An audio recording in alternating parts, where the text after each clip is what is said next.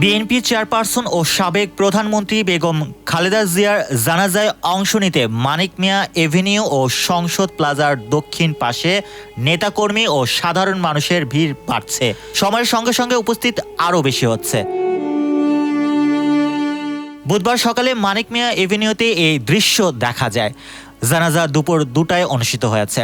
বেগম খালেদা জিয়ার জানাজা সুষ্ঠুভাবে সম্পন্নের সুবিধার্থে কোনো গাড়ি মিরপুর সড়ক ব্যবহার করে মানিক মিয়া এভিনিউয়ে না যাওয়ার জন্য প্রধান উপদেষ্টার প্রেস উইং থেকে অনুরোধ করা হয়েছে।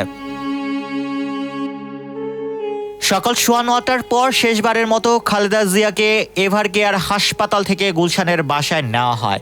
তার মরদেহ দীর্ঘদিনের বাসভবন ফিরোজায় নেওয়ার কথা ছিল। পরে গাড়িটি তারেক রহমানের গুলশান অ্যাভিনিউয়ের 196 নম্বর বাসায় নেওয়া হয়। সেখানে খালেদা জিয়ার স্বজন ও বিএনপির নেতাকর্মীরা তাকে শেষবারের মতো শ্রদ্ধা জানান। গাড়িবহরে লাল সবুজ রঙের একটি বাসও রয়েছে। তারেক রহমান, তার স্ত্রী জোবাইদা রহমান, কন্যা জাইমা রহমান, ছোট ভাই আরাফাত রহমান কোকোর স্ত্রীসহ পরিবারের সদস্যরা জানাজা স্থলে আছেন। বিএনপির স্থায়ী কমিটির সদস্য ও খালেদা জিয়ার স্বজনরাও এই গাড়িবহরে রয়েছেন।